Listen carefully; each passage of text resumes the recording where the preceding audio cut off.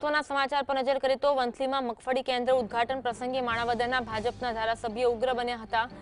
વિઘ્ન સંતોષીના ફોન ઉપાડતા નથી તેવું અરવિંદ લાડાણી દ્વારા કહેવામાં આવ્યું। મીડિયા કર્મીઓ સામે પણ તેઓએ ગંભીર આક્ષેપ કર્યા। મીટિંગમાં વ્યસ્ત હોય તો ફોન ના ઉપાડે। ખોરાસા ગામથી પણ ખેડૂતોના ફોન આવ્યા હતા પણ જવાબ દેવો યોગ્ય લાગ્યો ન હતો। વિઘ્ન સંતોષીના ફોન ઉપાડતો નથી તેવું અરવિંદ લાડાણી દ્વારા કહેવામાં આવ્યું।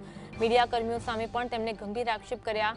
વંથલીમાં મારે ક્યારે કાર્યાલય ખોલવું તે મારો પ્રશ્ન છે। ભાજપના ધારાસભ્ય અરવિંદ લાડાણીનો વિડીયો હાલ તો વાયરલ થયો છે। મીટિંગમાં વ્યસ્ત હોય તો ફોન ના પણ ઉપાડે તેવું અરવિંદ લાડાણી દ્વારા કહેવામાં આવ્યું છે। ક્યાંક ને ક્યાંક મારા વિઘ્ન સંતોષી માણસ હોય મીડિયાવાળા સમક્ષ આવી કહેતા હોય। ખેડૂતને હું જવાબ દેતો જ હોય પણ મને ક્યાંક ખબર હોય કે ક્યાંક કોઈ હરી કરવાવાળા હોય એમાં પણ હું ગંભીરતા રાખું છું ને એવા ફોન ઉપાડતો પણ નથી। અરવિંદભાઈ, કાર્યાલય આપણું વંથલી ક્યારે શરૂ કરશું? વંથલી મારું કાર્યાલય ટૂંક સમયમાં ચાલુ થશે।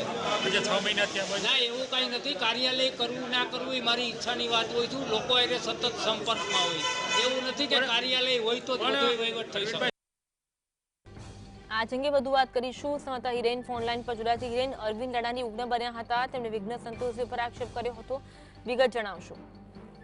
તમને વાત કરવામાં આવે તો વંથલી ખાતે મગફળીની ખરીદી શરૂ થઈ ત્યારે અનેક ખેડૂતોએ ફરિયાદ કરી હતી કે ધારાસભ્ય અરવિંદ લાડાણી ફોન રિસીવ કરતા નથી।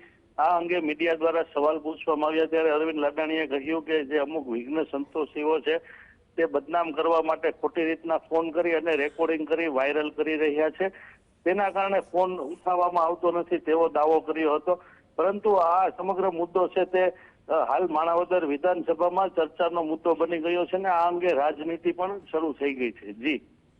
જી આભાર માહિતી આપવા માટે।